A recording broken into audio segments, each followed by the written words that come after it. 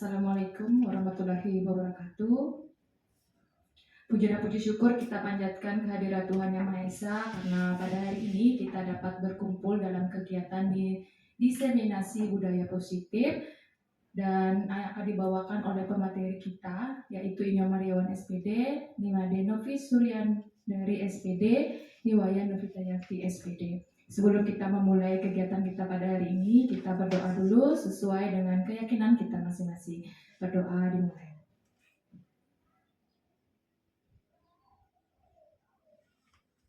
Berdoa selesai.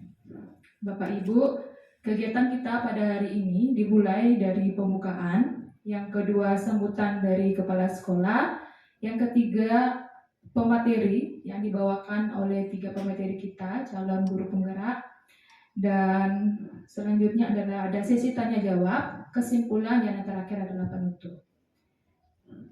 Kita mulai dari sambutan kepala sekolah. Saya persilakan kepada Bapak.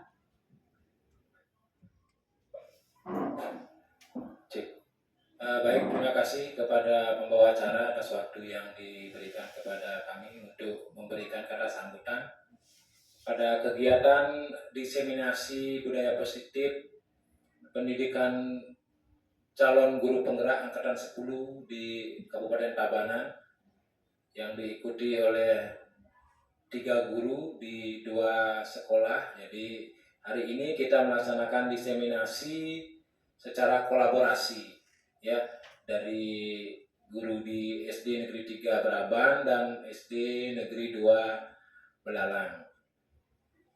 Jadi pada pertemuan hari ini kita patut bersyukur kehadirat Ida Sang Hyang Widiwasa, Tuhan Yang Maha Esa, karena kita sudah bisa berkumpul dalam keadaan sehat sehingga bisa mengikuti kegiatan nanti sampai selesai. Bapak Ibu guru sekalian, sedikit yang sampaikan bahwa program calon guru penggerak ini merupakan program unggulan dari Kementerian Pendidikan yang berfungsi untuk menyiapkan guru-guru yang nantinya siap untuk memberdayakan satuan pendidikan dalam rangka meningkatkan mutu pendidikan. Jadi dalam kegiatan tersebut calon-calon guru penggerak akan digembleng dengan materi-materi yang nantinya berguna untuk menghadapi permasalahan pembelajaran di sekolah.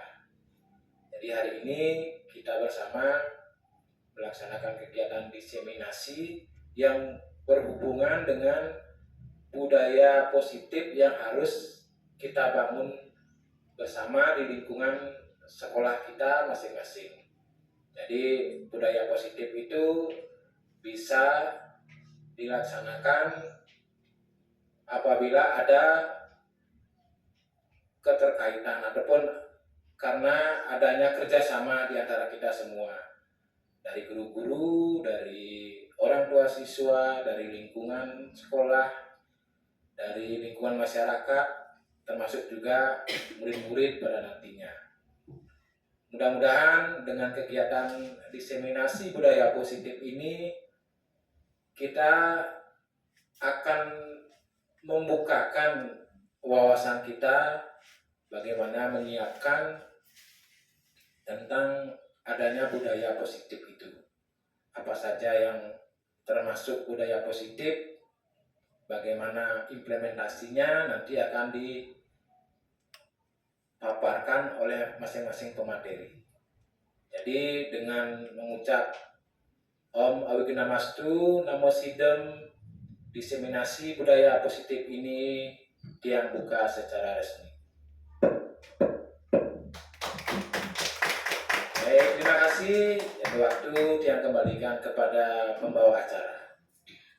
Ya, demikian tadi sambutan dari Bapak Kepala Sekolah. Sekarang kita lanjutkan ke kegiatan berikutnya, yaitu pembawaan materi yang akan disampaikan oleh calon guru penggerak kita angkatan ke-10 yang dimulai dari Bapak Inyo Mariawan SPD. Saya persilakan. Baik, terima kasih kepada pembawa acara atas waktunya. Yang berdiri saja, nggih.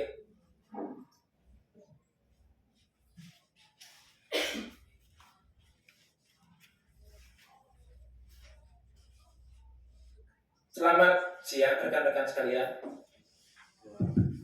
Silakan.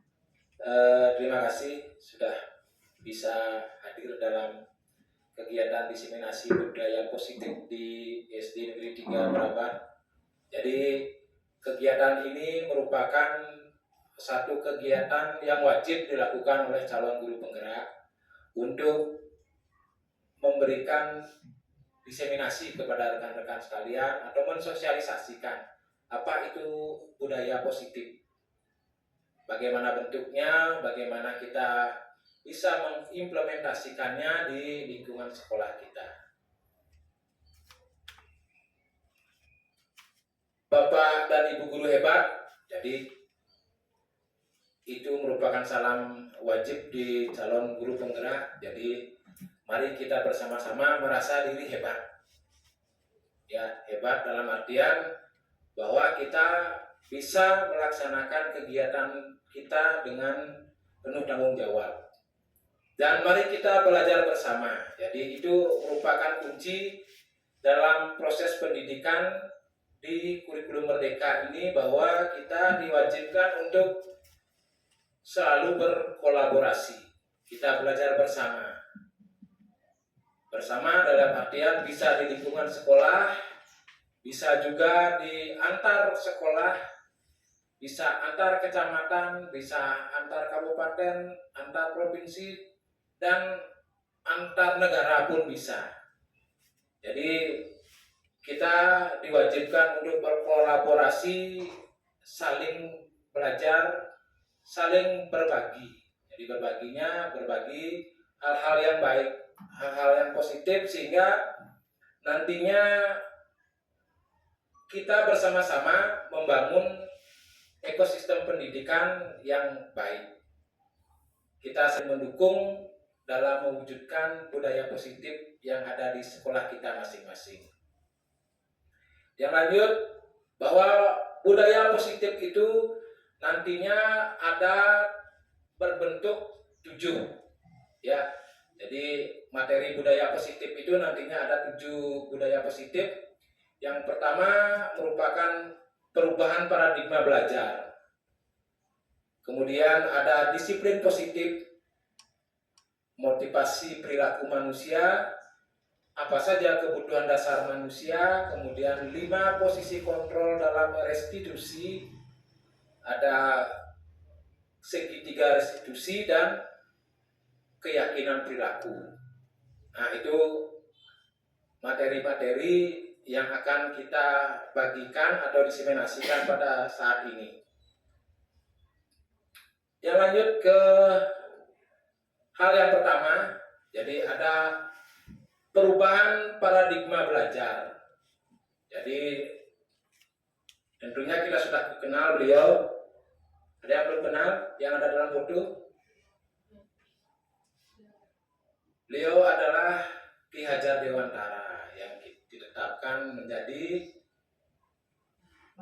Bapak Pendidikan Bangsa. Ki Hajar Dewantara ini menyatakan bahwa tujuan pendidikan ialah menuntun. Nah, ini di garis merah atau diisi warna merah, karena itu merupakan kunci pokoknya. Menuntun segala kodrat yang dimiliki oleh anak untuk mencapai keselamatan dan kebahagiaan yang setinggi-tingginya, baik sebagai manusia ataupun sebagai anggota masyarakat. Jadi ketika kata menuntun ini kita jabarkan, menuntun itu bukan hanya mengajar. Menuntun juga bukan hanya mendidik. Jadi menuntun itu menuntut kita sebagai guru berada di 3 tempat. Ya, di 3 tempat. Tempat yang pertama adalah kita berada di depan, sesuai dengan mutunya pendidikan Ki Hajar Dewantara. yaitu trilogi pendidikannya. Yang pertama itu adalah trilogi pertamanya?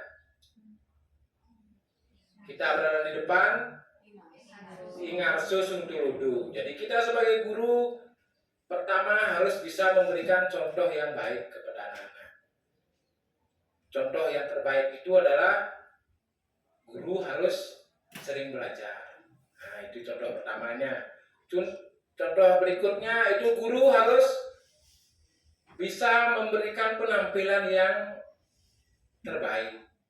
Bisa berpakaian yang sopan, bisa berbuat, berkata, berpikir yang baik, sehingga anak-anak nantinya bisa mencontoh kita ketika kita berada di depan. Kemudian dari menuntun itu kita ada di tengah-tengah, guru berada di tengah-tengah, memberikan motivasi. Kemudian guru berada di belakang, yaitu Dr. Puri Handayani. Jadi guru akan bisa memberikan dorongan semangat kepada murid-muridnya sehingga tujuan pembelajaran bisa tercapai dengan baik. Kemudian di pengertian itu ada yang namanya segala kodrat. Jadi anak-anak atau murid-murid kita tidak hanya memiliki kemampuan secara kognitif. Jadi secara kognitif, secara psikomotor, secara afektif, masing-masing murid itu memiliki kemampuan yang berbeda. Sehingga kita akan dituntut untuk bisa mengembangkan semua kodratnya itu. Jadi masing-masing anak itu memiliki potensi masing-masing. Ada anak yang cerdas di matematika, belum tentu cerdas di bahasa. Ada anak yang cerdas dalam bahasa, belum tentu dia bisa lari kencang. Ada anak yang pintar sepak bola, belum tentu pintar juga bahasa Inggris. Nah, jadi kita sebagai guru harus bisa mengembangkan semua kodrat yang dimiliki murid-murid kita. Selanjutnya, untuk mencapai keselamatan dan kebahagiaan. Jadi tujuan kita memberikan pendidikan dan keterampilan kepada anak-anak kita tentunya agar mereka nantinya bisa menggunakan bekal ilmunya itu dalam kehidupannya sebagai manusia ataupun sebagai anggota masyarakat. Nah, dalam paradigma perubahan pembelajar ini, yang dulunya kita hanya memiliki paradigma bahwa guru itu harus memberikan banyak pengetahuan kepada siswa. Kita dulu dijejali dengan banyak hafalan. Mungkin kita masih ingat dulu ada buku-buku yang namanya RPUL. Nah, Rangkuman Pengetahuan Umum Lengkap, itu yang disuruh menghafal. Sehingga anak-anak semakin banyak tahu, semakin pintar. Tapi sekarang beda, sudah berubah paradigmanya bahwa guru yang baik itu adalah guru yang mampu menuntun, membimbing anak-anaknya agar mau belajar. Ya, mau belajar. Jadi murid yang tumbuh dalam kodrat alam dan kodrat zaman. Nah, niki maksudnya kodrat alam niki merupakan kodrat yang sudah ada pada diri anak-anak kita. Jadi secara internal mereka sudah punya kemampuan. Mereka sudah punya skill awal. Jadi setiap anak yang berbakat itu dia sudah punya bakat dan potensinya. Kita tinggal mengasahnya. Di bidang apa dia bisa kita asah, kita lihat dari potensinya. Kemudian ada kodrat zaman. Kodrat zaman itu merupakan sebuah keadaan, ya, sebuah keadaan yang ada pada setiap sesi atau setiap zaman. Mungkin zamannya Tiang dulu di SD tidak ada yang menggunakan celana yang tidak robek, itu zaman, ya. Pasti di belakangnya itu ranahnya pasti robek. Kemudian buku 1/5 itu dulu. Ya zaman yang SD itu tidak ada buku, anak-anak itu satu punya buku, nggak ada. Yang ada itu 1/5 bukunya. Karena buku itu diwariskan dari kakak kelas. Ya masing-masing angkatan mungkin dari 10 buku hilang lagi 2, jadi 8 buku dibagi ber 20. Nah 1/3 itu zaman dulu tidak ada yang belajar di internet, tidak ada. Tapi sekarang anak-anak bisa belajar melalui internet. Nah itu kodrat zamannya mereka, itu keadaan mereka sekarang, ya. Jadi kita harus sesuaikan potensi anak, kodrat alamnya dengan situasinya sekarang. Kemudian ada 3 faktor yang mendukung, itu adalah sekolah, tempat persemaian benih-benih kebudayaan. Jadi sekolah, satuan pendidikan itu diumpamakan sama seperti persemaian benih-benih kebudayaan. Jadi sama dengan kalau di sawah, sama dengan penguritan, ya tempat ngurit gabah itu. Jadi di sana mereka dimulai. Nah, di sekolah juga diumpamakan sama seperti itu. Jadi kita diumpamakan sebagai seorang petani. Kita harus memelihara tumbuh dan kembangnya padi sampai dia panen. Sedangkan kita di sekolah sebagai guru, kita menjaga tumbuh kembang anak itu sampai mereka berhasil. Kemudian ada guru yang menuntun murid sesuai kodratnya. Ini berarti penekanannya kepada guru. Guru kalau diumpamakan sama seperti petani. Kalau petani itu dia akan tahu kapan harus ngerapuk, kapan harus nyemprot, kapan harus isi padi ini. Nah itu harus tahu. Kita sebagai guru juga harus seperti itu. Kapan anak-anak kita ajak belajar secara materi, kapan anak-anak kita ajak belajar sambil bermain, kapan anak-anak kita ajak jeda bermain. Itu kemampuan yang harus dimiliki oleh guru. Sampai di sana ada pertanyaan dulu biar tidak ngelantur. Dari perubahan paradigma belajar. Jadi dari apa yang ada di masa lalu, di saat ini sudah harus berubah.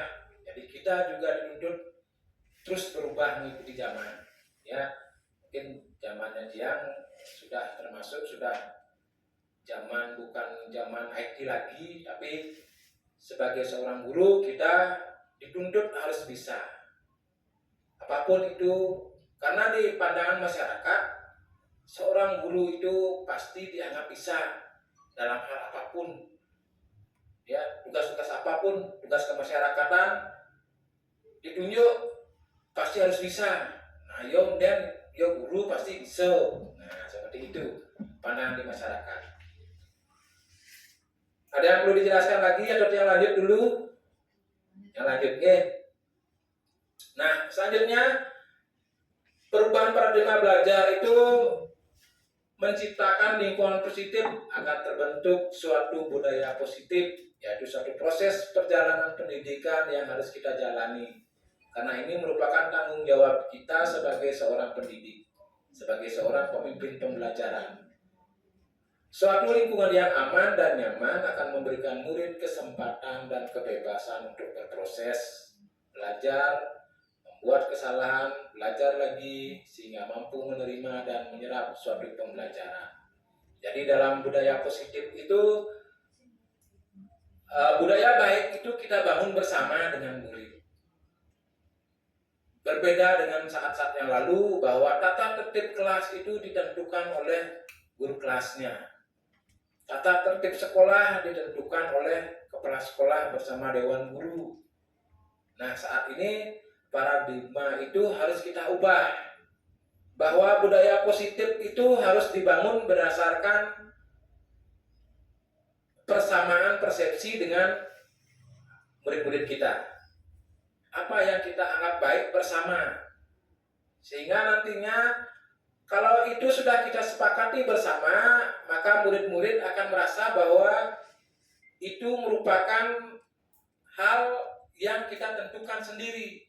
Jadi ketika mereka melanggar itu, mereka akan merasa bahwa mereka melanggar apa yang sudah mereka ucapkan. Nah, itu perubahan paradigmanya. Kalau dulu tata tertib kelas itu ditentukan oleh wali kelasnya, apa yang dia inginkan, seperti apa dia mengharapkan kelasnya. Tapi sekarang paradigmanya, apa yang bagus yang harus kita bangun di kelas. Ini ditentukan bersama dengan murid-murid dengan wali kelasnya. Dan itu bisa direvisi setiap saat jika diperlukan. Nah, kalau dulu tata tertib itu berlaku 1 tahun pelajaran. Kalau sekarang untuk membangun lingkungan budaya positif itu dapat direvisi setiap saat. Kapanpun anak-anak menginginkan ada hal yang harus ditambahkan, itu bisa ditambahkan. Jadi hal baik apapun yang kita putuskan itu akan berubah menjadi keyakinan kelas. Jadi apa yang baik yang mereka yakini, apa yang baik yang mereka harus lakukan itu dilakukan bersama. Suatu lingkungan yang aman dan nyaman memberikan murid kesempatan dan kebebasan untuk berproses belajar membuat kesalahan. Nah, ini membuat kesalahan, try and error, ya bisa dilakukan seperti itu. Jadi ketika anak sudah bisa mengatakan dirinya salah, maka mereka akan belajar mencari solusinya. Jadi kita sebagai guru hanya mendampingi mereka untuk menemukan solusinya, tidak memberikan solusi. Jadi anak-anak kalau sudah merasa dirinya melanggar keyakinan dirinya sendiri, mereka akan berusaha untuk menyelesaikan permasalahannya sendiri. Yang lanjut, jadi kebanyakan orang akan menghubungkan kata disiplin dengan tata tertib, teratur, dan kepatuhan pada peraturan. Jadi selama ini kita menganggap bahwa kalau orang yang disiplin atau murid yang disiplin itu adalah murid yang selalu memenuhi tata tertib, hidupnya teratur, dan patuh pada peraturan. Disiplin juga dihubungkan dengan hukuman, padahal itu sungguh berbeda. Jadi kalau sudah tidak disiplin itu harus dihukum. Nah, itu paradigma yang dulu. Kalau sekarang hukuman hanya salah satu alternatif terakhir. Itu paradigma pembelajaran kita sekarang. Dan bila perlu tidak digunakan sama sekali. Selanjutnya dalam budaya kita, makna disiplin dimaknai menjadi sesuatu yang dilakukan seseorang pada orang lain untuk mendapatkan kepatuhan. Padahal seseorang yang memiliki disiplin diri berarti mereka bisa bertanggung jawab terhadap apa yang dilakukannya karena mendasarkan tindakan mereka pada nilai-nilai kebajikan universal atau norma yang positif. Untuk menciptakan disiplin positif tentunya bukan lagi menggunakan hukuman, melainkan dengan pembiasaan-pembiasaan positif yang murid yakini tentang nilai kebajikan. Jika kita sudah menetapkan nilai kebajikan pada suatu kelas, maka murid-murid dan guru sudah meyakini itu bahwa perbuatan itu baik, maka kita tidak perlu lagi menggunakan hukuman. Kita dengan murid-murid akan mencari solusi dari apa yang mereka lakukan. Nanti bagaimana hubungan hukuman itu akan disampaikan oleh pemateri berikutnya. Kita sampaikan secara umum saja. Selanjutnya, disiplin diartikan sebagai bentuk kontrol diri, yaitu belajar untuk kontrol diri agar dapat mencapai satu tujuan mulia. Tujuan mulia dari penerapan disiplin positif adalah agar terbentuk murid-murid yang berkarakter, berdisiplin, santun, jujur, peduli, bertanggung jawab, dan merupakan pembelajar sepanjang hayat sesuai dengan standar kompetensi lulusan yang diharapkan. Jadi, tugas kita sebagai guru adalah menciptakan murid-murid yang memiliki disiplin diri sehingga bisa berperilaku sesuai dengan nilai-nilai kebajikan. Jadi, disiplin di sini diartikan bahwa masing-masing murid itu menggunakan kontrol dirinya agar tidak melakukan hal-hal yang di luar keyakinan kelasnya. Jadi mereka sudah meyakini betul bahwa umpamanya ketika mau sekolah, terlambat ke sekolah itu merupakan hal yang tidak baik. Jadi kalau mereka sudah meyakini itu tidak baik, maka mereka akan berusaha untuk tidak melakukan atau tidak terlambat datang ke sekolah. Jadi itu kontrol diri mereka. Mereka sudah sadar bahwa perilaku datang terlambat itu sudah bertentangan dengan hati nuraninya mereka. Nah, itu perubahan paradigma budaya positifnya. Jadi mereka yang sadar sendiri, kita tidak membatasi mereka atau murid-murid kita. Selanjutnya, motivasi perilaku manusia. Jadi Diana Gosen dalam bukunya Restructuring School Discipline menyatakan ada 3 motivasi perilaku manusia. Yang pertama ada motivasi eksternal. Jadi untuk menghindari ketidaknyamanan atau hukuman, apa yang akan terjadi apabila saya tidak melakukannya. Kemudian yang kedua, motivasi eksternal juga untuk mendapatkan imbalan dari orang lain atau institusi. Apa yang akan saya dapatkan apabila saya melakukannya. Jadi yang pertama ini, ketika anak-anak sudah merasa jika mereka melakukan sesuatu, maka hukuman apa yang akan mereka dapat. Jadi ketika dia mengganggu temannya sampai nangis, maka hukumannya apa? Itu sudah pasti. Ketika mereka mendapatkan sesuatu atau melakukan perbuatan yang baik atau mendapatkan prestasi, apa yang akan mereka dapatkan? Jadi itu tujuan mereka melakukan hal baik itu. Kemudian yang ketiga ada motivasi internal atau tujuan disiplin positif untuk menghargai diri diri sendiri.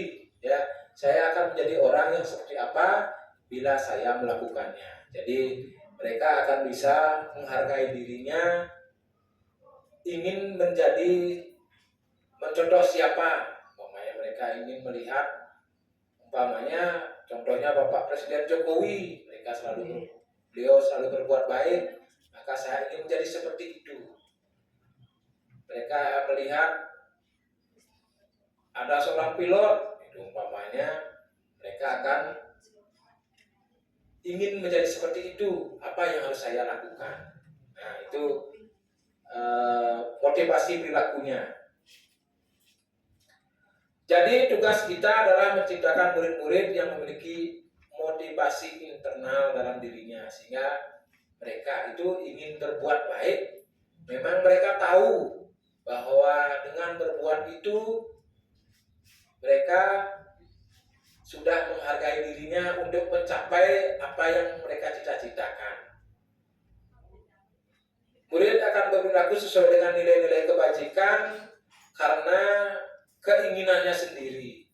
Murid akan datang ke sekolah tepat waktu karena ingin menghargai dirinya sendiri, bukan karena takut akan peraturan dan hukuman atau mendapat pujian. Jadi mereka datang tepat waktu, mereka mengerjakan tugas sekolah, mereka berpakaian rapi, bukan karena mereka takut melanggar tata tertib atau mereka ingin mendapat hadiah karena berbuat baik, tetapi karena memang mereka betul-betul yakin bahwa dengan berbuat seperti itu, apa yang mereka cita-citakan itu akan tercapai.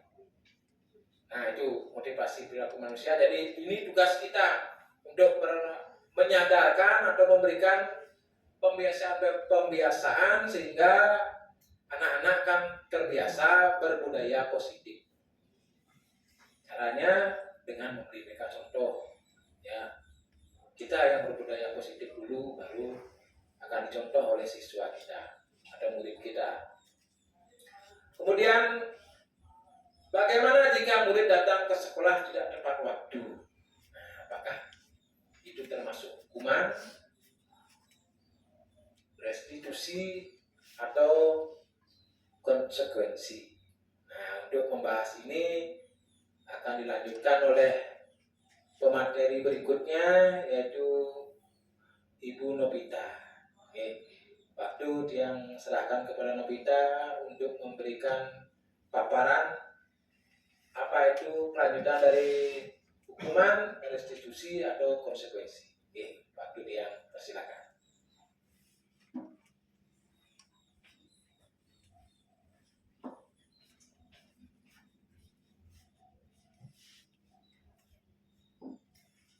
Baik, terima kasih atas kesempatannya, Pak Man. Terus selanjutnya saya selaku pemateri 2 akan menjelaskan mengenai hukuman, restitusi, dan konsekuensi. Mungkin Bapak Ibu sebelumnya ada yang belum kenal dengan saya, perkenalkan diri dulu ya. Saya Niwaya Novi Tayanti, bisa dipanggil Bu Novi. Saya bertugas di SD Negeri 2 Belakang. Nah, di sini sebelum kita lanjut, saya mau bertanya dulu.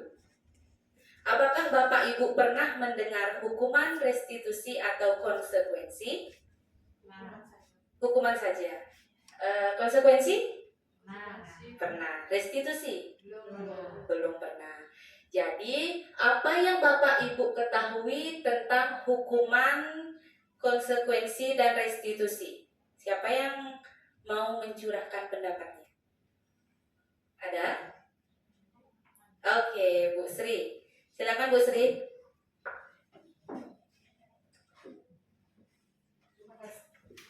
Terima kasih kesempatannya Ibu Novi. Kalau menurut saya hukuman itu adalah mendadak dilakukan tanpa ada kesepakatan terhadap guru dan murid. Jadi murid itu belum terima kenapa saya dihukum seperti ini. Itu menurut saya Ibu. Terima kasih. Baik, itu tadi penjelasan dari Ibu Sri. Katanya kalau hukuman itu tanpa ada kesepakatan terlebih dahulu. Jadi apabila siswanya itu melakukan suatu kesalahan, jadi hukuman yang diberikan itu mendadak. Apa yang dipikirkan oleh guru itulah nanti yang menjadi hukumannya, seperti itu. Kalau Bu Sri, menurut Bu Sri konsekuensi itu apa? Ya, konsekuensi. Terima kasih. Kalau menurut saya konsekuensi itu adalah adanya kesepakatan antara siswa dan guru. Misalnya dengan adanya keyakinan kelas yang kita telah buat. Jika murid melanggar, murid sudah tahu konsekuensinya. Kalau saya telah datang ke sekolah, berarti saya harus menyapu misalnya, karena kesepakatan sudah dibuat antara guru dan siswa. Restitusi saya belum tahu Ibu, mungkin Ibu bisa menjelaskan. Baik, itu tadi penjelasan dari Ibu Sri, di mana Ibu Sri menjelaskan bahwa hukuman itu belum ada kesepakatan, kemudian konsekuensi itu sudah ada kesepakatan. Ya, terima kasih Bu Sri. Beri tepuk tangannya untuk Bu Sri dulu. Ya, jadi bagaimana jika murid datang ke sekolah tidak tepat waktu? Kita sebagai guru, apakah seharusnya memberikan hukuman, konsekuensi, atau restitusi? Kalau menurut Bapak Ibu terlebih dahulu, apa yang harus kita berikan sebagai guru? Konsekuensi. Nggak ada yang memberikan hukuman? Kalau nyatanya bagaimana? Kalau ada murid yang telah datang, Bapak Ibu bagaimana biasanya? Hukuman. Berarti tidak ada yang memberikan restitusi ya? Karena belum tahu restitusi itu apa. Nah, sekarang saya lanjut ke restitusi.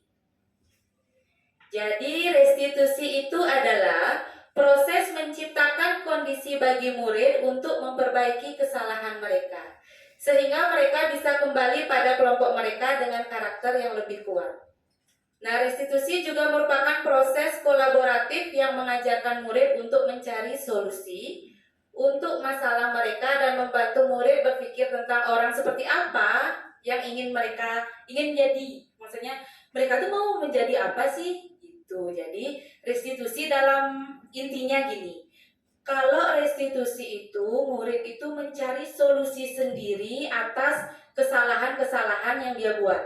Mereka itu harus tahu, oh tadi saya membuat kesalahan. Bukan kita yang menyalahkan, kamu tadi salah karena kamu sudah menjatuhkan air temanmu. Itu bukan restitusi, tapi murid itu mengetahui kesalahan mereka dan murid itu juga mengetahui konsekuensi apa yang harus mereka ambil atas perbuatan kesalahan mereka itu.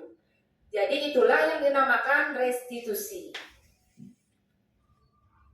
Jadi untuk restitusi ini karakter murid itu menjadi lebih kuat. Mengapa? Karena murid itu sadar akan kesalahan dan solusi yang harus dia ambil. Seperti itu untuk restitusi.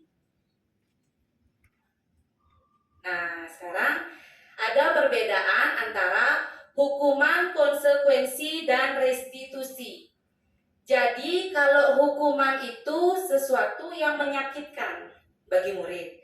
Bisa saja kalau murid itu dihukum misalnya di depan teman-teman. Jadi mereka itu kadang mentalnya yang jadi bermasalah atau nangis jadinya. Kemudian kalau konsekuensi itu sesuatu yang harus terjadi. Maksudnya apa? Sesuatu yang harus terjadi itu apabila murid itu sudah melakukan suatu kesalahan, dia harus menerima konsekuensi yang harus dia dapatkan. Ya. Kemudian kalau restitusi itu merupakan pilihan. Pilihannya siapa? Pilihan dari murid itu sendiri. Kamu sudah berbuat salah, jadi saya harus seperti ini. Saya meminta maaf dulu. Kemudian kalau mencoret buku teman, apa yang seharusnya dia lakukan? Jadi dialah yang menyadarkan dirinya sendiri apa yang harus saya lakukan. Itu restitusi. Kemudian kalau hukuman itu yang kedua, ciri-cirinya tidak nyaman untuk murid. Pasti ya Bapak Ibu ya, kalau murid itu dihukum pasti mereka sebenarnya tidak nyaman. Apalagi di depan teman-temannya. Kemudian akan berdampak untuk jangka waktu yang cukup panjang. Kemudian kalau konsekuensi itu juga menyebabkan ketidaknyamanan bagi murid dan akan berdampak jangka waktu pendek. Kalau restitusi, nah di sini menguatkan murid, itu menguatkan karakternya maksudnya di sini, karakter murid. Dan karakter ini terbentuk dalam jangka waktu yang panjang nantinya terus-terusan ke depannya. Kemudian kalau hukuman. Nah, biasanya di hukuman ini korbanlah yang akan mendapatkan keadilan. Pelakunya tuh tidak biasanya kan seperti itu ya, Bapak Ibu ya. Kalau hukuman. Jadi satu orang aja, siapa misalnya 2 orang yang bermasalah, pasti korbannya aja yang adil. Yang jadi pelakunya akan dicemooh lah, diejek gitu. Jadi menimbulkan traumatik biasanya. Kemudian kalau di konsekuensi, korbannya yang biasanya diabaikan. Kemudian kalau restitusi, korban mendapatkan ganti. Ganti di sini dalam hal apa? Misalnya menjatuhkan botol minum. Jadi bisa saja murid yang melakukan hal tersebut itu akan mengganti botol minumnya seperti itu. Itulah tadi perbedaan hukuman, konsekuensi, dan restitusi. Jadi intinya hukuman itu bersifat negatif, kemudian konsekuensi itu bersifat netral. Netral dalam hal ini bisa saja anak itu kalau dikasih konsekuensi bisa saja berpengaruh positif ke dirinya, bisa juga berpengaruh negatif, tergantung anak sendiri menerimanya seperti apa. Kalau restitusi pasti bersifat positif. Karena apa? Karena itu adalah kesadaran dari muridnya masing-masing. Nah, di sini juga masih terkait dengan ciri-ciri perbedaan hukuman, konsekuensi, dan restitusi. Biasanya kalau hukuman itu, saya tidak menjelaskan semuanya ya, beberapa. Biasanya kalau hukuman itu kan dibuat oleh siapa ya? Guru. Kalau konsekuensi itu dibuat oleh siapa? Guru dan siswa. Ya, guru dan siswa. Bagus. Kalau restitusi itu dibuat oleh siapa? Siswa. Ya, jadi restitusi itu biasanya siswalah yang akan membuat apanya, membuat solusinya, kemudian menyadarkan kesalahan-kesalahannya, seperti itu. Nah, di sini mari kita bersama-sama, apakah nanti pernyataan ini merupakan hukuman atau konsekuensi? Ya, jadi bersama-sama menjawab ya. Untuk yang pernyataan pertama, mencatat 100 kali di dalam buku kalimat dengan kalimat saya tidak akan terlambat lagi karena terlambat ke sekolah. Kalau ada seperti itu, misalnya murid itu datang terlambat ke sekolah, Bapak Ibu memberikan arahan atau menyuruh anak itu membuat kalimat saya tidak akan terlambat datang ke sekolah lagi dalam buku tulisnya. Itu termasuk hukuman atau konsekuensi? Hukuman. Oke, kita cek. Oke, betul ya, Bu Nila ya. Oke, yang kedua. Lari mengelilingi lapangan basket 2 kali karena terlambat hadir ke sekolah. Hukuman. Baik, kita cek. Ya, betul. Yang ketiga, murid diminta untuk push up 15 kali. Nah, itu termasuk apa ya? Hukuman. Udah ngintip tadi ya? Lanjut. Menggantikan kertas tugas teman yang telah dicoret-coret. Itu termasuk hukuman atau konsekuensi? Konsekuensi. Ya, lanjut. Membersihkan tumpahan air di meja tulis karena tersenggol pada saat belajar. Itu termasuk hukuman atau konsekuensi? Oke. Lanjut ya. Murid disuruh untuk mengenakan sepatu seharian di sekolah karena tidak mengenakan sepatu hitam. Hukuman, kita cek. Oke, betul. Lanjut. Lari mengelilingi lapangan basket 2 kali karena terlambat 10 menit untuk pelajaran PJOK.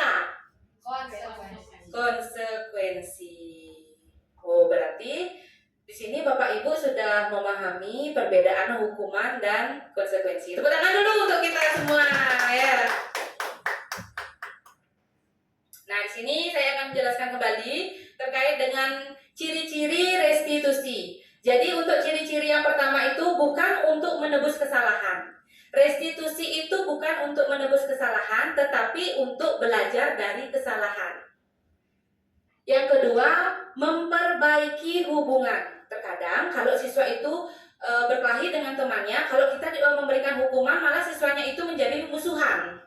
Tetapi kalau kita terapkan restitusi ini, mereka akan menjadi memperbaiki hubungan pertemanan mereka, menjadi lebih akrab, lebih baik, kadang bisa menjadi sahabat jadinya. Seperti itu. Kemudian kalau restitusi itu bukan termasuk paksaan, tetapi tawaran. Ya. Dan yang keempat, restitusi itu menuntun untuk melihat ke dalam diri. Artinya anak-anak atau kita sendiri pun harus menyadari diri sendiri atas kesalahan-kesalahan kita seperti apa. Jadi di sanalah akan terbentuk karakter siswanya di sini untuk menyadari kesalahan. Jadi siswa itu akan lebih percaya diri, jujur, bertanggung jawab. Jadi seperti itu akan dampaknya. Kemudian restitusi itu mencari kebutuhan dasar yang mendasari tindakan. Jadi maksudnya seperti ini. Misalnya kalau siswa itu ada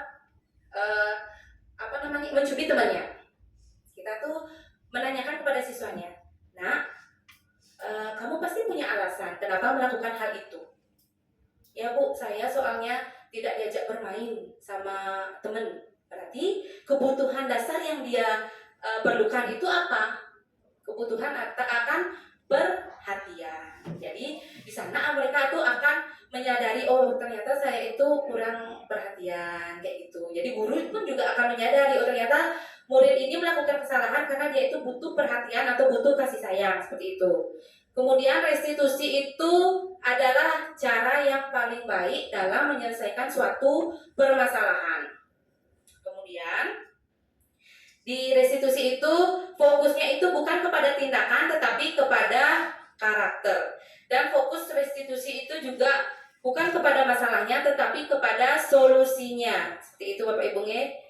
Dan mengembalikan murid yang berbuat salah pada kelompoknya. Artinya, kalau murid itu berbuat salah, jangan dijauhi atau jangan dimusuhi, tapi ajak mereka berkumpul kembali bersama teman-temannya sehingga mereka akan memperbaiki hubungan bersama teman-temannya itu. Nah, di sini ada kebutuhan dasar manusia. Bapak Ibu mungkin sudah mengetahui kebutuhan dasar manusia itu ada apa saja. Kebutuhan untuk bertahan hidup. Lanjut, apa lagi? Cinta. Lagi? Bu Ayu? Kebebasan. Lanjut? Kekuatan. Lagi? Kesenangan. Oke, kita cek ya. Kebutuhan dasar manusia yang pertama. Kebutuhan untuk bertahan hidup. Dan biasanya di sini kebutuhan untuk bertahan hidup itu kebutuhan yang bersifat fisiologis. Nah, fisiologis artinya makanan, kemudian tempat tinggal, dan kesehatan. Itulah contoh dari kebutuhan bertahan hidup. Untuk yang kedua, ada kebutuhan kasih sayang dan rasa diterima. Seperti yang saya jelaskan contoh kasus yang sebelumnya ya. Yang ketiga ada kebutuhan akan penguasaan. Nah, artinya di sini kebutuhan pengakuan atas kemampuannya. Mungkin saya saja seperti itu. Misalnya saya sudah berbuat A. Saya tuh butuh pengakuan dari teman-teman. Ayo dong puji saya seperti itu. Itulah salah satu kebutuhan dasar manusia. Bapak Ibu juga seperti itu enggak? Ya, misalnya kita udah capek-capek nih, kayak sekarang misalnya siapa Bu Ayu, kayak daftarin PPDB, nyari titik koordinatnya, nyari apa lagi tuh saya kurang paham juga. Puji aja dia, wih hebat ya Bu Ayu ya, gitu. Seneng dah dia, karena dia juga butuh apa? Butuh pengakuan atas kemampuannya, ya. Jadi dia bisa aja lebih semangat meskipun kita nggak bantu. Yang penting kita puji aja, ya kan? Apalagi dikasih nasi ya. Iya. Perlu berasa kenyang, akan lebih lagi gitu. Ya. Kemudian yang keempat itu kebutuhan akan kebebasan. Nah, kebebasan dalam hal ini itu kebutuhan bebas untuk memilih. Memilih ya. Jangan dipaksa, apalagi cinta ya. Gak boleh memaksakan cinta. Berdasarkan pengalaman itu mungkin. Oh iya, pengalaman.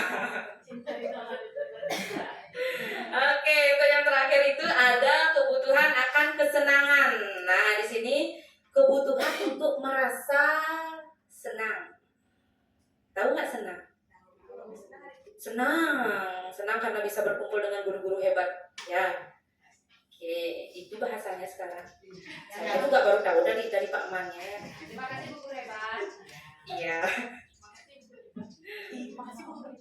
Nah, di sini ada kasus tentang kebutuhan dasar manusia. Saya bacakan. Bimo, seorang anak TKB, selalu berlari keluar kelas menuju jalan raya di depan sekolahnya yang ramai dengan kendaraan. Tingkahnya membuat guru Bu Ani bingung dan seringkali lari mengejarnya. Ada beberapa kemungkinan jawaban yang diberikan Bimo. Kemungkinan yang pertama, aku senang main kejar-kejaran dengan ibu guru, seru. Nah, di sini menurut Bapak Ibu, Bimo itu kebutuhan dasarnya apa? Kesenangan. Oke, untuk yang kedua, kemungkinan yang kedua, aku bosan belajar mewarnai terus di dalam kelas, Bu. Itu apa? Kebebasan. Bagus. Kita cek apakah benar? Iya, benar ya. Jadi yang pertama itu kesenangan dan yang kedua itu kebebasan. Woi, mantap nih.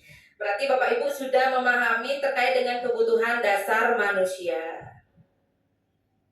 Nah, selanjutnya ada 5 posisi kontrol guru. Ada yang tahu 5 posisi kontrol guru itu apa saja? Belum tahu. Ada yang tahu? Siapa? Bu Sri. Apa Bu Sri yang pertama? Yang pertama saya sebagai Teman. terus sebagai manajemen. Manajer. Ya, Manajer. Lanjut. Terus sebagai penghukum. Penghukum. Apalagi dua Ibu Ceriwi. Pembuat rasa bersalah. Ada lagi yang ingat?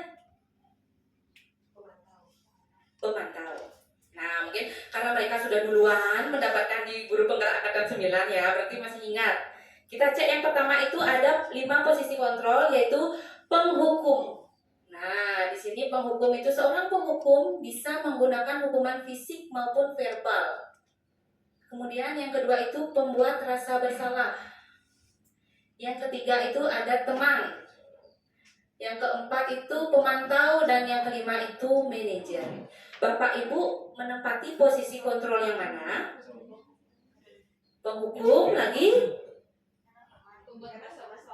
Pembuat rasa bersalah? Semuanya deh kayaknya. Semua, ya. Pasti pernah dilakukan oleh seorang guru. Ya. Apakah Bapak Ibu tahu perbedaannya antara kelimanya ini? Saya ini belum tahu. Belum tahu ya. Nah, di sini saya akan menjelaskan terkait dengan perbedaan. Kalau posisi guru dalam penghukum sebagai penghukum, biasanya dia itu suka menunjuk-nunjuk, menyindir, menghardik dan bernada suara keras atau tinggi. Itu penghukum. Biasanya kalau kamu ini sudah berapa kali ibu kasih tahu, masih aja diulangi kayak gini. Cepat sekarang nyapu atau bersihkan toiletnya. Itu adalah penghukum. Dan saya pun biasanya seperti itu.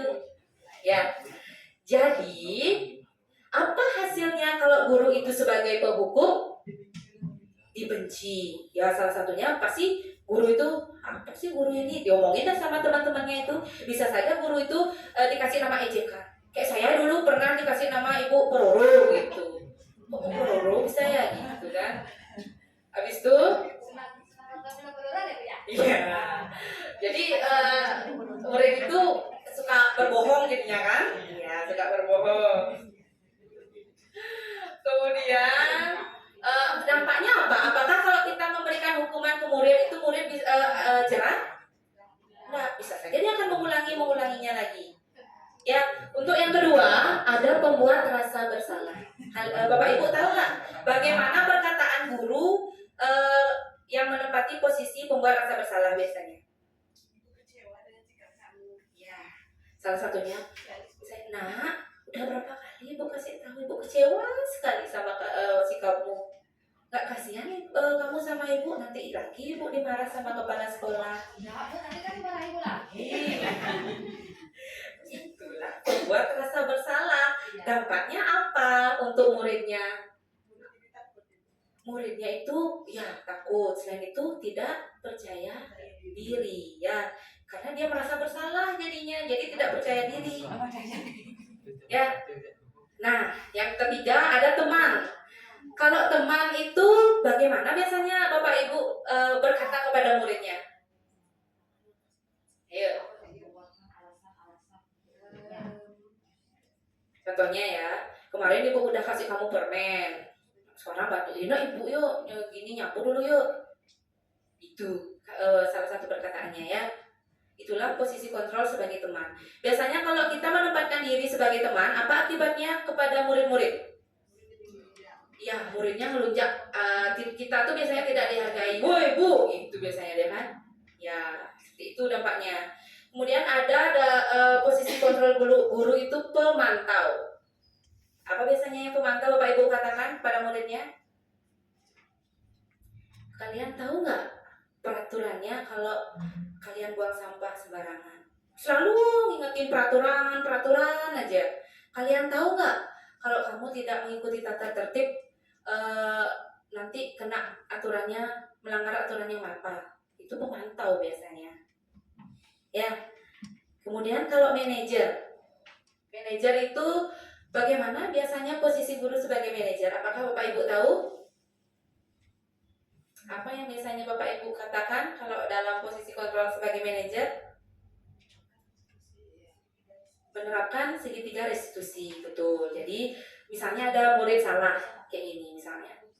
Nah, kamu tahu nggak kenapa Ibu panggil ke ruang guru? Misalnya muridnya itu udah mengatakan, maaf Bu, saya tadi ada kesalahan ini. Kamu masih ingat nggak keyakinan kelas yang sudah kita buat? Coba sebutkan, itu misalnya. Jadi kalau misalnya kesalahanmu itu, apa solusi yang akan kamu ambil? Itu merupakan posisi guru sebagai manajer. Nah, sekarang saya akan meminta Bapak Ibu untuk menjawab. Ya, untuk yang pertama, saya kecewa sekali dengan kamu. Itu posisi kontrol apa? Apa? Membuat rasa bersalah. Yang kedua, kamu tidak pernah benar melakukannya. Berhukum, kita cek. Yang ketiga, ayolah lakukan demi ibu, teman. Yang keempat, apakah kamu mau mendapatkan stiker bintang hari ini? Apa itu? Pemantau. Kemudian, bagaimana kamu bisa menyelesaikan masalah ini? Manager, oke, betul. Yang terakhir, kamu selalu yang paling terakhir dalam pulang gitu misalnya, atau menjawab pertanyaan ibu. Penghukum. Oke, luar biasa sekali Bapak Ibu. Jadi tadi sudah mengetahui dan memahami posisi kontrol guru. Ya, tepuk tangan dulu untuk kita semua ya. Ya, untuk materi yang saya bawakan cukup sampai di posisi kontrol gurunya. Untuk selanjutnya mengenai segitiga restitusi akan dijelaskan oleh pemateri 3, Ibu Novi. Untuk Ibu Novi, saya persilakan.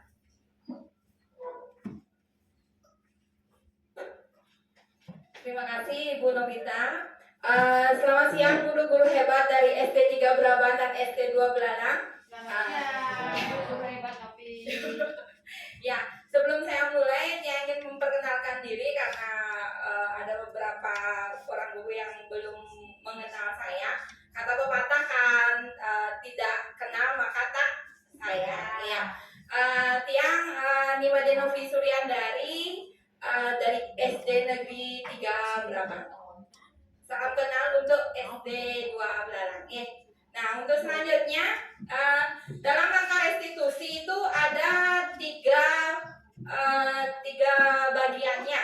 Yang pertama itu adalah menstabilkan identitas, yang kedua validasi tindakan bersalah, dan yang ketiga menanyakan keyakinan. Nah, ketiga bagian itu sering disebut dengan segitiga restitusi.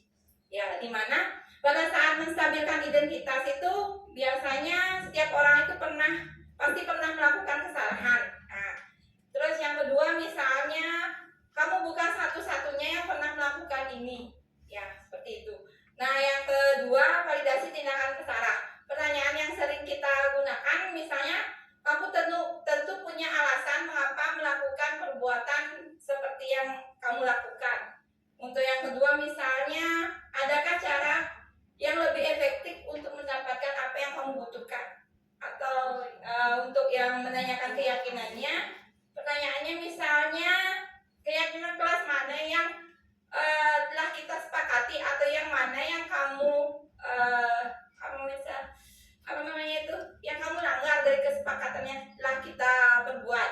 Terus yang kedua, kamu ingin menjadi orang yang seperti apa? Nah, terus apa itu segitiga restitusi?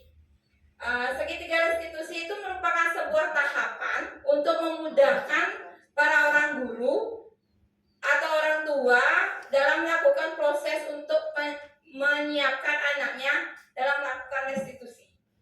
Segitiga restitusi adalah suatu proses dialog dijalankan oleh guru atau orang tua agar dapat menghasilkan murid yang mandiri, bertanggung jawab. Proses dialog tersebut digambarkan dalam ketiga sisi pada segitiga restitusi. Nah, sebelum saya lanjutkan, kita explikin dulu sebentar. Ya, maaf sebentar. Kita explikin dengan tepuk. Kalau tepuk 1 kita tepuk di tengah, tepuk 2 kanan kiri, tepuk 3 kanan kiri tengah, tepuk 4 kanan kiri, tepuk 5 kanan kiri. Ya, ibu hebat jalannya, yuk kita mulai ya. Tepuk 1, tepuk 1, tepuk 3, tepuk 3, tepuk 5. Iya. Nah, cukup dulu ya dari sini ya. Yang lanjutkan lagi. Nah, untuk langkah yang pertama itu menstabilkan identitas. Untuk membuat anak merasa gagal atau merasa bersalah perbuatan yang telah dia lakukan, biasanya guru itu berkata seperti ini, berbuat salah itu hal yang manusiawi. Tidak ada manusia yang sempurna. Bapak Ibu juga pernah berbuat salah. Kita pasti bisa menyelesaikan permasalahan ini. Terus Bapak Ibu tidak tertarik untuk mencari tahu siapa yang benar, siapa yang salah. Bapak Ibu hanya tertarik untuk menyelesaikan sebuah masalah. Kalau kamu menyalahkan diri sendiri terus-menerus, apakah kamu bersikap baik pada dirimu sendiri? Nah, itu perkataan yang biasanya kita gunakan pada saat langkah yang pertama, yaitu menstabilkan identitas. Untuk langkah yang kedua, validasi tindakan bersalah. Di sini kita membantu murid untuk mengenali kebutuhan dasar yang ingin dipenuhi ketika melakukan kesalahan itu. Pada dasarnya, setiap tindakan manusia tujuannya adalah memenuhi kebutuhan dasar. Apakah itu penugasan, kebebasan, kasih sayang, dan rasa diterima, kesenangan, atau bertahan hidup. Pertanyaan yang biasanya kita gunakan dalam validasi tindakan bersalah itu, misalnya, kamu bisa saja melakukan hal yang lebih buruk, tapi kamu tidak akan melakukannya. Kemudian pertanyaan kedua misalnya, kamu pasti punya alasan mengapa melakukan hal tersebut. Terus yang ketiga, apa yang penting bagi kamu? Yang keempat, kamu boleh tetap berusaha menjaga sikap itu, tapi tambahkan sikap yang lain yang baru. Terus yang selanjutnya, maukah kamu belajar cara lain untuk mendapatkan yang kamu butuhkan tanpa harus memukul? Yang terakhir, apa kamu bisa melakukannya dengan lebih baik besok lagi? Nah, itu yang kita gunakan untuk memvalidasi tindakan yang bersalah. Untuk langkah selanjutnya adalah menanyakan keyakinan. Anak melihat kesalahannya dihubungkan dengan norma sosial dan nilai-nilai yang mendasari manusia berinteraksi dengan orang lain. Nah, di sini biasanya kita menggunakan pertanyaan, yaitu misalnya apa nilai yang kita percaya dalam keyakinan kelas kita, atau kita sudah membuat nilai keyakinan, atau kita sudah membuat keyakinan kelas. Nilai yang mana yang kamu langgar atau yang kamu salahi aturannya pada nilai keyakinan tersebut. Terus yang kedua, nilai-nilai universal apa yang telah kita sepakati. Yang ketiga, kelas yang ideal itu seperti apa sih? Nah, terus selanjutnya, kamu ingin jadi anak yang seperti apa? Yang terakhir, apa yang kamu rasakan atau ketika kamu melakukan hal tersebut? Kamu menjadi orang yang seperti apa? Nah, dari ketiga tahapan-tahapan itu, mengapa kita menggunakan keyakinan atau keyakinan kelas? Nah, di sini sebelum kita menjawab mengapa keyakinan kelas itu atau mengapa peraturan kelas saja. Nah, saya punya dua pertanyaan. Yang pertama, mengapa kita memiliki peraturan tentang penggunaan helm saat mengendarai kendaraan roda 2 atau sepeda motor? Nah, kira-kira jawabannya itu apa? Untuk apa kita memiliki peraturan tentang penggunaan helm pada saat mengendarai kendaraan roda 2 atau sepeda motor? Safety atau keselamatan. Iya, untuk keselamatan. Yang kedua, mengapa kita memiliki peraturan tentang menggunakan masker dan mencuci tangan setiap saat? Kebersihan bisa. Ada jawaban yang lain? Kesehatan. Nah, selain kesehatan, mungkin di situ juga untuk keselamatan kita. Apalagi pada waktu musim COVID, selain kebersihan, itu juga untuk keselamatan kita supaya tidak terjangkit virus. Ya, kita lihat cek jawabannya. Ya, mengapa kita memiliki peraturan tentang penggunaan helm pada pengendara roda 2 atau sepeda motor adalah untuk keselamatan. Untuk yang kedua, ya benar, untuk kesehatan dan juga keselamatan.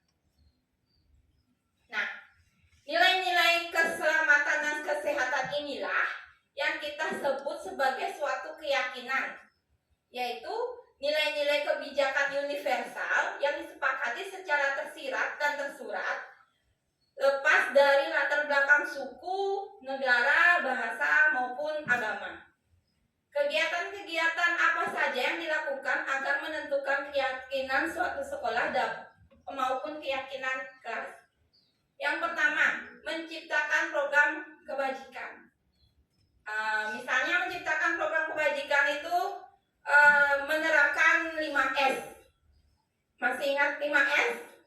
Salam, senyum, sapa, ya, sopan dan santun, ya. Untuk yang kedua, membentuk keyakinan sekolah atau kelas. Di mana di sini keyakinan kelas itu bersifat lebih abstrak dari peraturan. Jadi seperti katakan Pak Man tadi, keyakinan kelas itu bisa berubah, tidak seperti peraturan yang ada di sekolah yang itu harus diterapkan selama 1 tahun. Tapi keyakinan kelas ini kita buat bersama anak-anak, menyimpulkan keyakinan kelas apa yang akan kita terapkan selama periode yang telah kita sepakati. Terus yang kedua, keyakinan kelas berupa sebuah pernyataan-pernyataan universal. Pernyataan keyakinan kelas dengan siasa dibuat dalam bentuk kata-kata positif. Kemudian keyakinan kelas hendaknya tidak terlalu banyak sehingga mudah diingat dan dipahami oleh warga yang ada di kelas. Keyakinan kelas sebaiknya sesuatu yang dapat diterapkan di lingkungan tersebut. Dan yang terakhir adalah semua warga kelas hendaknya ikut berkontribusi dalam pembuatan keyakinan kelas lewat kegiatan curah pendapat. Nah, biasanya seperti keyakinan kelas yang saya terapkan di kelas, setelah kita membuat keyakinan kelas itu, di bawahnya kita bubuhkan tanda tangan kita bersama untuk menyepakati keyakinan kelas tersebut. Nah, bagaimana langkah-langkah menyusun keyakinan kelas? Yang pertama, guru mengajak siswa membayangkan kelas impian versi yang mereka inginkan. Kelas yang seperti apa yang diinginkan oleh anak-anak tersebut. Yang kedua, guru mempersilahkan murid melakukan curah pendapat tentang peraturan yang disepakati di kelas. Yang ketiga, catatlah masukan-masukan murid tentang keyakinan mereka dalam sebuah kertas besar dan bisa meminta murid menempelkannya sendiri. Dari keyakinan-keyakinan mereka, kita ambil kesimpulan untuk membuat sebuah keyakinan kelas. Terus yang selanjutnya, tinjau kembali daftar curah pendapat yang sudah dicatat. Mungkin masih ada pertanyaan yang berupa peraturan. Jadi dalam keyakinan kelas itu tidak ada peraturan yang bersifatnya menghukum. Kemudian sebaiknya keyakinan sekolah atau kelas itu tidak terlalu banyak, berkisar 3 atau 7 prinsip atau keyakinan. Selanjutnya, bila mana terlalu banyak, maka kelas akan sulit mengingatnya dan akibatnya akan sulit dijalankan. Setelah selesai mintalah murid menandatangani keyakinan tersebut bersama-sama sebagai bukti dari penyetujuan apa yang telah mereka yakini. Ajarlah keyakinan kelas tersebut dalam kelas. Itu gunanya untuk seandainya mereka lupa, jadi mereka bisa membacanya sendiri di dinding-dinding kelasnya mereka. Nah, di sini untuk praktek budaya positif, untuk segitiga restitusi yang sudah menerapkan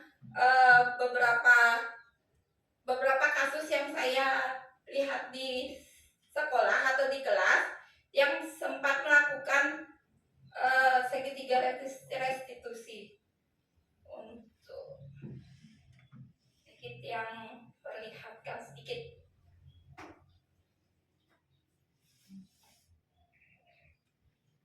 Ini praktik baik yang lakukan di kelas dengan kasus-kasus yang pernah saya alami di dalam kelas. Untuk kasus yang pertama, salah satu siswa saya yang yang bernama Lia. Dia merasa kesal karena terus diejek oleh temannya yang bernama Ayu. Karena saking kesalnya, si Lia itu memukul si Ayu sampai akhirnya dia menangis. Nah, dalam hal ini bisa mendengar.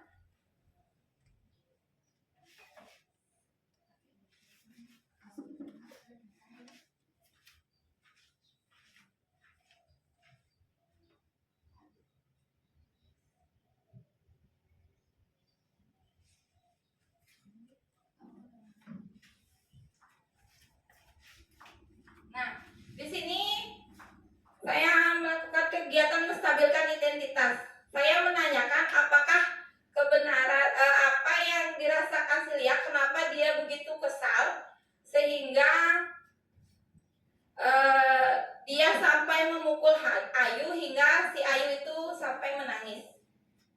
Untuk tindakan yang kedua, menstabilkan tindakan rasa bersalah. Di sana saya mengungkapkan pertanyaan, harusnya dia bisa melakukan hal yang lebih daripada itu, tetapi dia tidak melakukannya. Terus untuk selanjutnya menanyakan keyakinan kelas yang mana yang dia yang dilanggar oleh Lia. Menurutnya dia di situ keyakinan kelas yang kurang menghargai karena menurut dia tidak seharusnya si Ayu itu mengejek si Lia sehingga membuat Lia itu sangat marah kepada Ayu sampai akhirnya memukul si Ayu. Nah, untuk kasus yang kedua, salah satu siswa yang bernama Sastra, dia bermain sepak bola di dalam kelas hingga memecahkan jam dinding yang ada di kelas. Jam dinding itu pun hampir mengenai temannya, dan syukurnya jam itu tidak sampai mengenai temannya. Nah, pada saat itu ketua kelas melaporkan kejadian tersebut kepada saya, yang memanggil Sastra untuk menanyakan kebenaran dari peristiwa tersebut.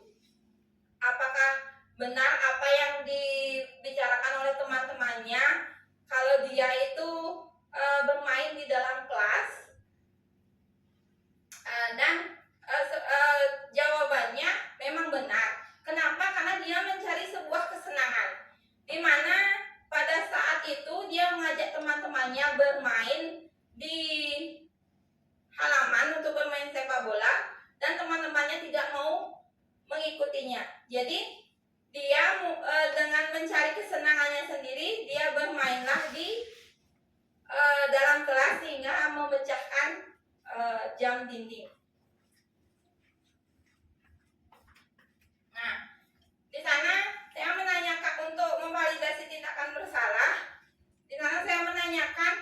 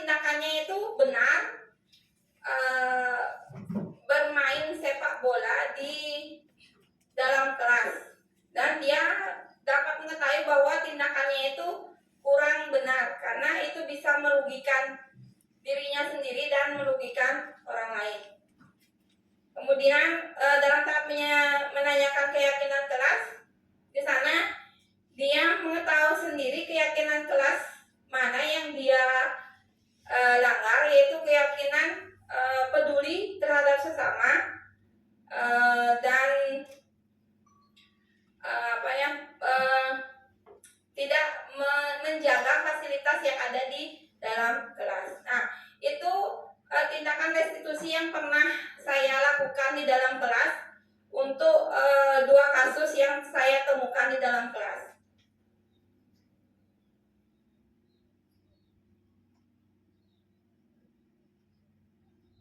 Nah, untuk praktik baik yang lainnya dari rekan saya bisa dilanjutkan oleh Nopi. Untuk praktik baik yang pernah dilakukan oleh Novita akan dibawakan oleh Novita sendiri.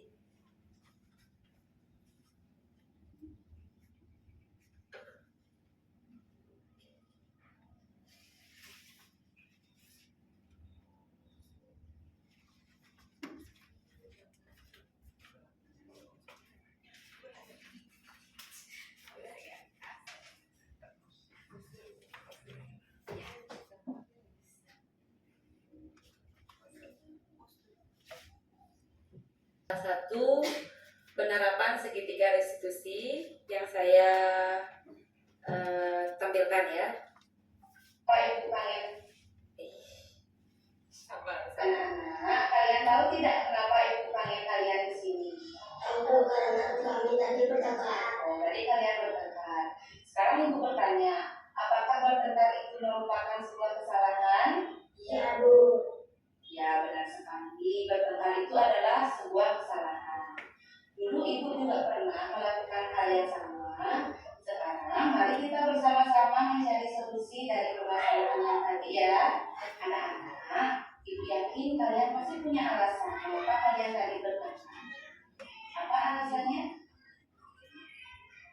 Ganes, apa tadi alasannya Ganes bertengkar dengan Angel? Tadi mau minum satu tapi tidak dikasih sama Angel, Bu. Tidak dikasih sama Angel ya. Ya, bertengkar itu adalah perbuatan yang tidak baik. Bertengkar itu dapat merugikan kalian nanti ya. Apakah kalian masih ingat keyakinan kelas yang sudah kita buat bersama? Masih, Bu. Masih. Coba sebutkan salah satunya. Hidup betul, saling berbagi dan memaafkan, Bu. Ya, itu kalian tahu. Ada hidup rukun dan saling berbagi ya dan memaafkan. Sekarang, apa yang akan kalian lakukan terhadap permasalahan yang kalian hadapi hari ini? Saling memaafkan. Saling memaafkan ya. Silakan sekarang kalian minta maaf dulu. Sudah? Ya, sekarang ibu bertanya, apa yang akan kalian lakukan untuk melaksanakan keyakinan kelas? Ya, di situ menjadi teman. Itu Saya berbagi tadi berhukum. bagus sekali ya. Jadi solusi-solusi yang kalian tawarkan itu sudah sangat bagus. Ibu harap besok-besok kalian selalu melaksanakan keyakinan kelas yang sudah kita sepakati bersama. Bisa? Bisa. Bisa. Besok-besok jangan ulangi lagi ya perbuatan itu ya. Baik, Bu. Nah, itu tadi adalah penerapan posisi kontrol sebagai apa ya? Sebagai manajer dan penerapan segitiga restitusi. Ya, jadi sebagai guru itu jangan mengejar siswa dulu kamu salah gitu, tapi biarkan siswanya itu menyadari kesalahannya sendiri, kemudian solusi apa yang dia ambil untuk dijadikan konsekuensi sesuai dengan keyakinan kelas yang sudah disepakati ya. Jadi tadi 2 itu adalah praktik baik dari saya dan Bu Novi. 1 dari SD Braban, 3 Braban, dan 1 dari SD Negeri 2 Belalang ya.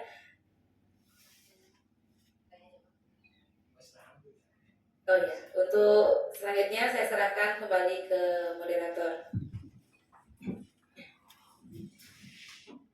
Baik Bapak Ibu, itu tadi pemaparan dari 3 calon guru penggerak kita mengenai diseminasi budaya positif. Jadi saya harapkan atau kita semua harapkan apa yang sudah kita dapatkan hari ini sangat bermanfaat untuk kita semua sebagai seorang guru, dan tentunya dapat menerapkan hal tersebut nanti di sekolah kita masing-masing ya. Jadi jangan hanya sekedar masuk ke telinga tapi tidak dilaksanakan di sekolah. Itu Bapak Ibu ya.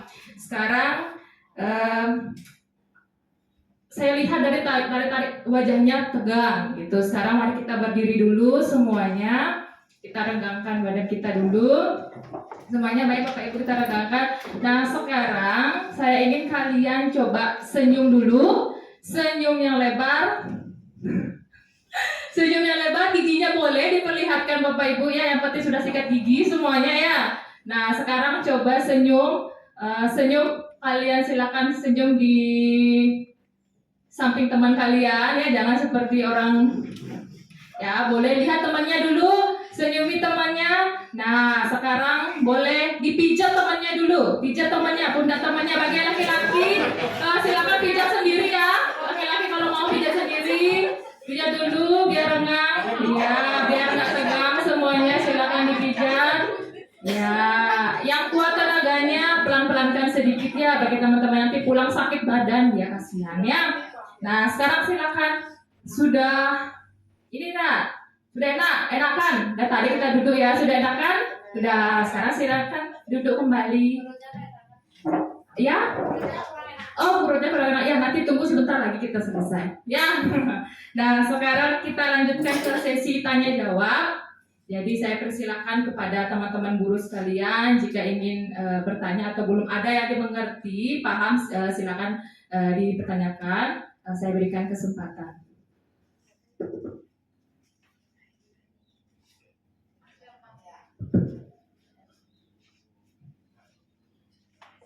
Terima kasih atas waktunya. Di sini yang mau tanya, adakah hubungan antara disiplin dengan kebiasaan murid?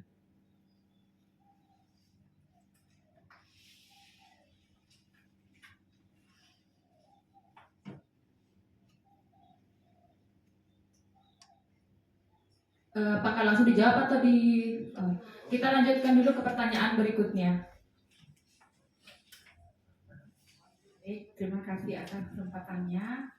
Saya mau bertanya, bagaimana peran orang tua dalam penanaman disiplin bagi murid? Terima kasih. Bagaimana peran orang tua dalam penanaman disiplin bagi murid? Ada lagi yang mau bertanya? Ibu Isudewi.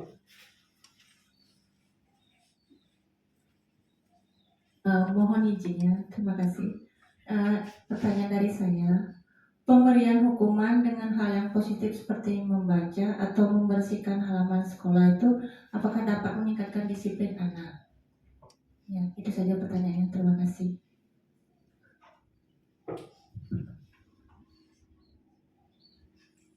Apakah ada yang lainnya?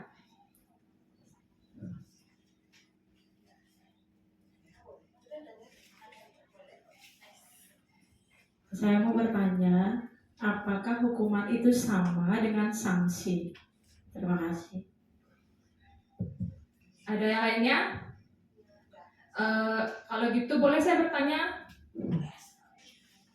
Banyak sekali pertanyaannya. Saya tambah satu aja. Ya, pertanyaannya begini. Bagaimana caranya kita menerapkan budaya positif tanpa memberikan pujian atau hukuman?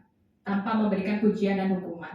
Karena kan terkadang anak ingin melakukan budaya positif itu kalau itu diberikan pujian. Oh, kamu rajin sekali ya, gitu. Lakukanlah mereka gitu. Kan tidak mungkin mereka melakukan budaya positif terus dengan tujuan hanya ingin diberikan pujian. Baik, silakan.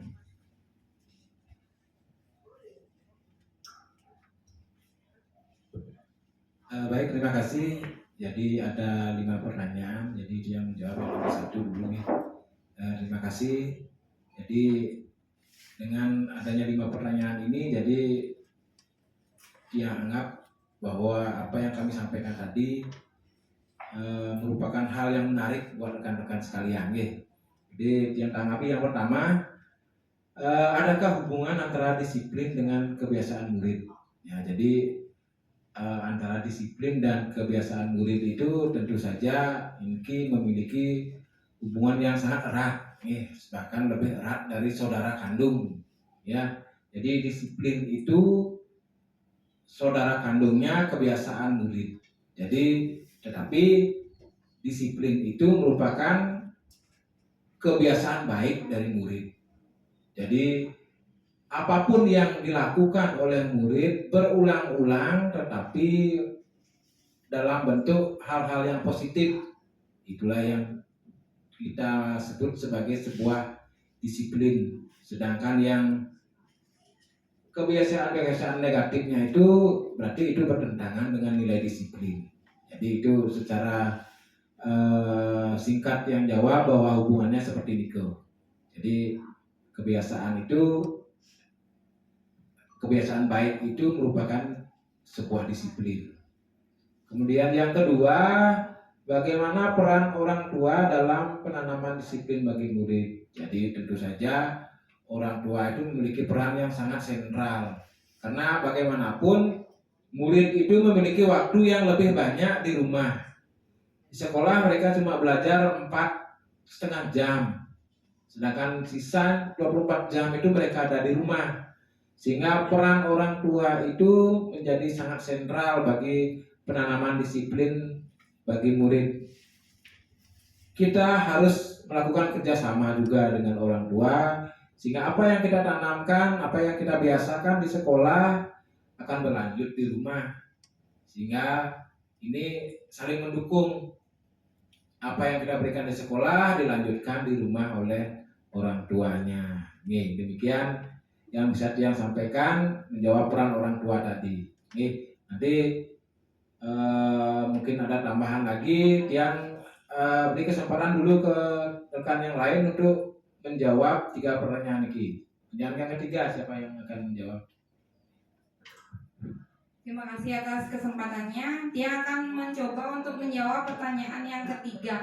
Pemberian hukuman apakah dapat meningkatkan disiplin anak?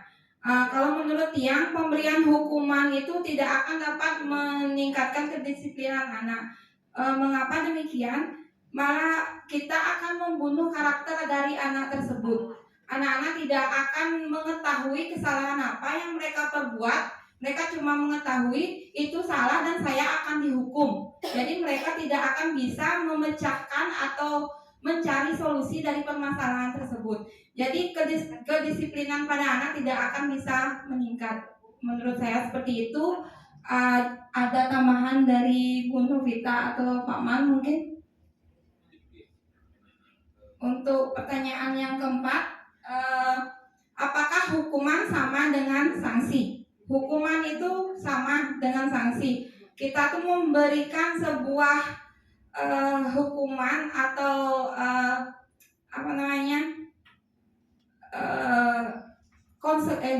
bukan konsekuensi jadinya ya, hukuman terhadap kesalahannya dia. Hukuman sama sanksi itu kalau menurut Tiang itu sama.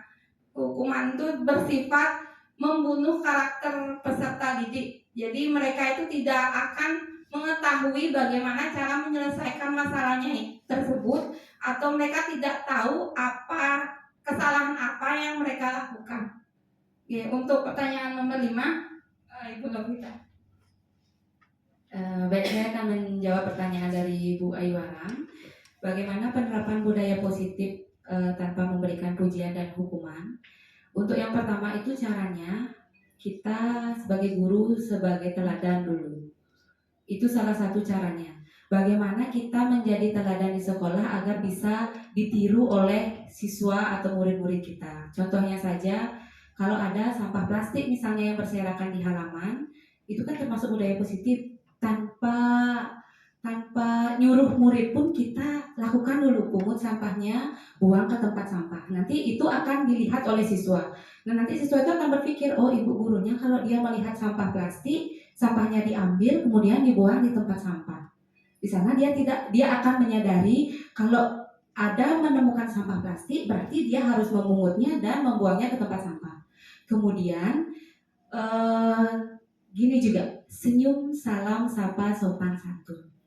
Jangan kita sebagai guru baru ketemu anak-anak harus siswanya dulu yang menyapa kita, jangan. Jadi usahakan kalau sudah sampai di sekolah ketemu siswa, pagi nak, gitu, senyum. Tadi udah sarapan, gitu, ramah. Jadilah sebagai guru yang ramah. Otomatis nanti kalau kita sudah penuh senyuman, habis itu bahagia ke sekolah, itu juga akan berdampak kepada siswanya. Jadi tanpa memberikan pujian dan hukuman pun, penerapan budaya positif juga bisa dijalankan dengan cara menjadi tauladan yang baik untuk siswa-siswa kita. Tidak hanya untuk siswa, kita juga harus menjadi teladan yang baik untuk rekan-rekan yang lainnya. Seperti itu jawaban dari saya. Terima kasih. Ya, terima kasih atas tanggapan dari rekan-rekan pemateri. Dia menambahkan sedikit tentang hukuman dan sanksi yang memang benar. Kalau menurut dia juga hukuman dan sanksi itu hampir sama, cuma sanksi itu merupakan awal dari sebuah hukuman, ya, karena hukuman ke lahir dari sebuah proses hukum. Jadi ada sesuatu tata tertib yang dilanggar, ada aturan yang dilanggar, sedangkan kalau sanksi itu berhubungan dengan pelanggaran di norma. Jadi bisa jadi hukuman itu diberikan oleh seseorang dengan terlihat dalam bentuk verbal ataukah dalam bentuk tindakan. Tetapi kalau sanksi bisa jadi dia tidak dalam bentuk keduanya, ya, tidak verbal, tidak fisik. Misalnya kalau diberikan sanksi, umpamanya ada seorang anak yang sering mengganggu temannya, sanksinya dia tidak diajak bermain, jadi tidak verbal, dia tidak diberikan perbuatan apapun, tidak diberikan secara fisik, tapi dia akan merasa dirinya dijauhi. Nah, itu yang namanya sanksi. Oke, Amerika yang bisa kami tanggapi, mungkin ada tambahan lagi atau ada pertanyaan lagi atau kita cukupkan? Ya, silakan. Pertanyaan dari Ibu Esa tadi, bagaimana peran orang tua dalam penanaman disiplin bagi murid? Ya, kita tahu kan kalau penanaman disiplin tidak hanya kita lakukan sebagai seorang guru, kita pun juga sebagai orang tua perlu menanamkan disiplin sejak dini. Jadi kadang-kadang kita banyak sekali menemukan kasus di sekolah, contohnya membuang sampah. Mungkin anak-anak itu kebiasaan di rumahnya membuang sampah sembarangan. Terus orang tuanya tidak memberikan sanksi atau hukuman. Gitu. Jadi mereka itu sama jadinya. Sikap mereka di sekolah itu sama dengan di rumah. Jadi saya juga sependapat dengan tadi jawaban dari Bu Novi, bahwa kita sebagai seorang guru harusnya memberi contoh terlebih dahulu. Misalnya kalau ada sampah berserakan kita ambil. Jadi anak-anak itu akan terbiasa melakukan hal-hal seperti itu. Dengan harapan tentu saja dapat meningkatkanlah disiplin mereka. Ya, itu saja. Terima kasih. Jadi harus ada dukungan juga dari orang tua, guru dan juga lingkungan. Karena itu 3 faktor yang menurut saya sangat mendukung sekali dari peningkatan disiplin siswa terutama. Ya, sekian, terima kasih.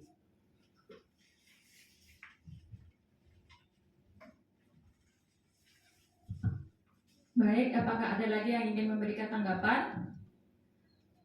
Kalau tidak, untuk sesi tanya jawab saya cukupkan dulu. Kita lanjut ke kesimpulan. Baik. Apakah dari pemateri atau dari peserta yang akan memberikan kesimpulan?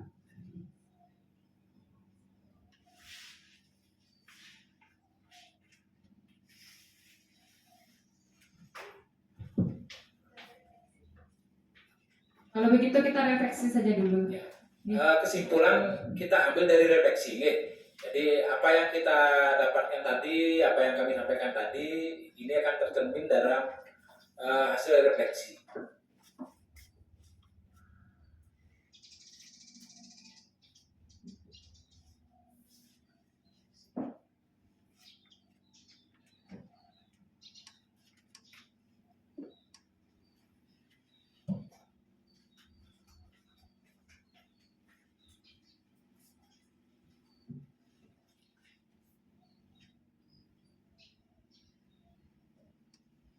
Itu refleksi, silakan rekan-rekan cermati dan tuliskan dalam kertas masing-masing bagaimana perasaannya, bagaimana pelaksanaan diseminasi kita hari ini, dan apa yang sudah Bapak Ibu dapatkan. Yang beri waktu 5 menit untuk mengisi refleksi ini.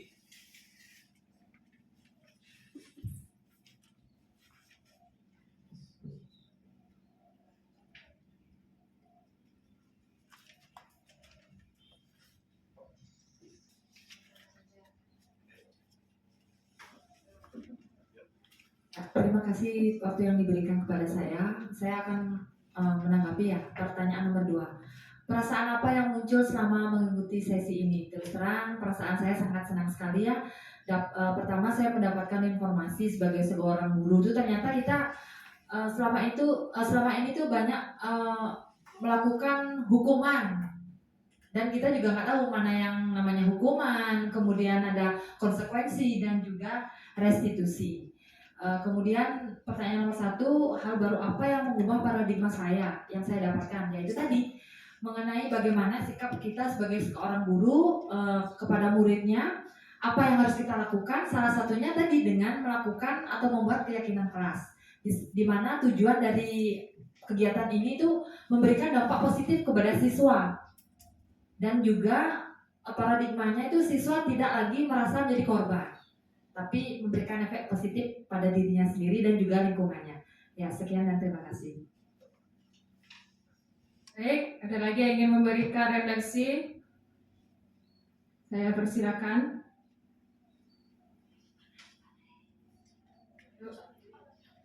Kalau gitu saya ingin memberikan refleksi. Hal baru apa yang mengubah paradigma saya yang saya dapatkan? Jujur saya guru kelas 6, anak-anaknya pasti sudah besar-besar. Itu terkadang banyak kesalahan yang mereka lakukan. Itu terkadang dari kesalahan itu saya memberikan hukuman. Itu jadi sekarang saya mencoba untuk merubah hal tersebut menjadi guru yang manajer, yang seperti tadi sudah dikatakan. Ya, perasaannya tentunya senang, tentu senang mengikuti sesi ini karena banyak informasi, banyak wawasan yang saya dapatkan setelah mengikuti kegiatan ini, dan tentunya nanti saya akan berusaha sebaik mungkin ya, walaupun tidak sempurna, menerapkan disiplin positif tersebut bersama dengan siswa-siswa saya. Ya, itu refleksi yang saya rasakan. Ada lagi Bapak Ibu? Tidak ada? Baik, kalau begitu kita ke acara berikutnya, yaitu penutup. Ya, ini Bapak Ibu, demikian kegiatan kita pada hari ini. Terima kasih atas partisipasi dan kontribusinya dalam kegiatan acara kita pada hari ini. Kami meminta maaf apabila mungkin ada kata-kata yang kurang berkenan di hati Bapak Ibu. Kami minta maaf, dan akhir kata kami mengucapkan terima kasih. Om Santi Santi Santi. Kita beri tepuk tangan ya.